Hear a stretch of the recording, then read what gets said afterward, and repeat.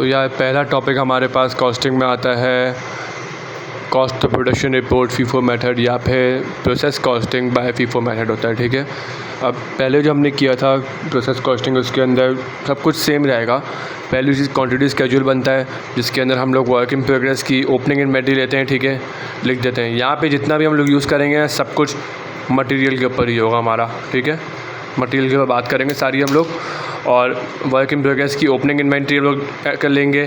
इसके अंदर unit receive हुए होंगे। अब यूनिट रिसीव ये क्या होता है हमारे पास? यूनिट रिसीव बेसिकली होता है कि कोई भी डिपार्टमेंट से प्रोडक्शन डिपार्टमेंट में जब आएंगे तो कुछ ना कुछ तो यूनिट्स तो आए होंगे ना, ऐसे तो कुछ प्रोड्यूस हो नहीं जाएगा, तो वो यहाँ पे ऐड होंगे और इनका टोटल आ जाएगा। ठीक है, अब ये वाला टोटल मैं स्टार्ट कर रहा हूँ, ये याद रखना। ठीक है, अब इसके बाद जो प्रोडक्शन डिपार्टमेंट में यूनिट बने होंगे और हो सकता है कि महीने के एंड में या साल के एंड में वो कुछ ना कुछ प्रोसेस के अंदर होंगे, कंप्लीट नहीं हुए होंगे, इन दोनों को ऐड करेंगे और इसके टोटल से माइनस कर देंगे हम लोग। इन दोनों को ऐड करके इसके टोटल से माइनस करेंगे जब, तो हमारे पास जो वैल्यू आएगी वो हमारे पास आ जाएंगी यूनिट लॉस। क्योंकि भाई हो सकता है कोई चोरी वोरी हो गई हो फैक्ट्री में या फिर कोई यूनिट ख़राब हो गए हो, तो यूनिट लॉस के नाम से वो आ जाएंगे। इन दोनों को ऐड करके इससे माइनस करेंगे तो हमारे पास ये आ जाएगा। तीनों को ऐड जब करेंगे टोटल आएगा, ये वाला टोटल और ये वाला टोटल हमारा सेम होगा हमेशा। अब दूसरी चीज़ हमारे पास आती है cost charge to the department. इसका दूसरा स्टेप है हमारे पास। ठीक है, फर्स्ट स्टेप था, ये दूसरा स्टेप हमारे पास हो गया। अब ये क्या होता है? इसके अंदर हम लोग दो चीज़ें करते हैं, एक टोटल कॉस्ट लेते हैं और एक पर यूनिट कॉस्ट लेते हैं। ये लिखना होगा। वर्क इन प्रोग्रेस की बिगनिंग लेंगे। ठीक है, इसकी टोटल कॉस्ट हमें गिवन होगी और हम लोग यूनिट से जब डिवाइड करेंगे इसको तो हमारे पास आ जाएगा पर यूनिट कॉस्ट। तो अब ये इसका टोटल इसके यूनिट से डिवाइड होगा तो हमारे पास पर यूनिट कॉस्ट आ जाएगी। ठीक है, वो लिखो ना लिखो कोई फ़र्क नहीं पड़ता, लेकिन एहतियातन लिख दो यहाँ पे। ठीक है, इसकी पर यूनिट कॉस्ट लिख देंगे हम लोग।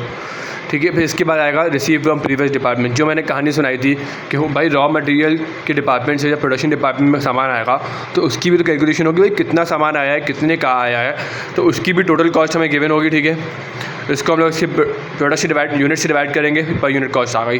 ठीक है, एक ही सिंपल काम हमारे पास हो गया। अब दूसरा हमारे पास काम ये आएगा कि ऐड करेंगे क्या? Cost added by department. अब प्रोडक्शन डिपार्टमेंट के अंदर कोई ना कोई तो कॉस्ट ऐड होगी ना प्रोड्यूस करते हुए, वो किस किस की होती है? एक डायरेक्ट मटेरियल की कॉस्ट होती है। ठीक है, ये फर्स्ट लिख दिया। डायरेक्ट लेबर की होती है और फैक्ट्री ओवरहेड कॉस्ट होती है। डायरेक्ट मटेरियल इन सबकी हमें कॉस्ट दी हुई होगी, यूनिट से डिवाइड करेंगे और हमारा आंसर आ जाएगा पर यूनिट कॉस्ट। ठीक है, और इन सब का टोटल लेंगे, इन सब का टोटल लेंगे, हो गया काम हमारा। लेकिन अब हमारे पास मसला ये आता है इस सवाल के अंदर, कॉस्ट चार्ज डिपार्टमेंट के अंदर हो सकता है कि डायरेक्ट मटेरियल 100% हो, डायरेक्ट लेबर आपका कुछ कम परसेंटेज ले रहा हो, FOH हमारा कुछ कम परसेंटेज ले रहा हो, तो परसेंटेज के हिसाब से हम लोग बनाते हैं क्या? EPU बनाते हैं। ठीक है, EPU के अंदर हम लोग दो चीज़ें लिखते हैं, RM, ठीक है, रॉ मटेरियल, और कन्वर्जन कॉस्ट लिखते हैं। अब इसके अंदर क्या क्या आता है? जो पर्टिकुलर सवाल है ना मेरे पास, अब यहाँ रॉ मटेरियल की वर्क इन प्रोग्रेस की एंडिंग इन्वेंट्री थी हमारे पास, वो 20,000 थी। ठीक है, अब उन लोगों ने बोला था कि रॉ मटेरियल पे 100% लग रहा है और बाकी चीज़ों 50% लग रहा है, तो मैंने करके यहाँ लिख दिया। सही है, इन दोनों पे लिख दिया मैंने, यहाँ रॉ मटेरियल 100% और कन्वर्जन कॉस्ट बाकी। रॉ मटेरियल की सारी कैलकुलेशन इस कॉलम में आएगी, बाकी सारी कैलकुलेशन इस कॉलम में आएंगी। तो ये EPU उस तरह से बनेगा। फिर इसके अंदर से वर्क इन प्रोग्रेस की लेस करेंगे, परसेंटेजेस हमें गिवन होंगी या फिर हमें फ्रैक्शन गिवन होगा, हमें इस हिसाब से कैलकुलेट करना होगा। आखिरी पार्ट और सबसे लंबा पार्ट यही है हमारे पास, cost accounted for as follows इस चैप्टर का। अब इसमें हमारे पास वर्क इन प्रोग्रेस की इन्वेंट्री, बिगनिंग इन्वेंट्री हम लोग क्लिक करते हैं। ठीक है, इन्वेंट्री की कॉस्ट डालते हैं, डायरेक्ट लेबर डालते हैं। अब यहाँ पे हमारे पास परसेंटेज लिखी हुई है ना, 25% लिखी हुई है किसी भी, मैंने यहाँ आगे 100%, 50%, ये सब EPU के थ्रू निकलेगी। जब EPU निकाल लोगे वो निकल जाएगी। ये फॉर्मेट बस याद करना है और आपका काम हो जाएगा। फॉर्मेट याद कर लो, हर चीज़ कॉपी पेस्ट होगी इसके अंदर और कुछ भी नहीं, बस सवाल के अकॉर्डिंग आपकी वैल्यूज चेंज होती रहेंगी।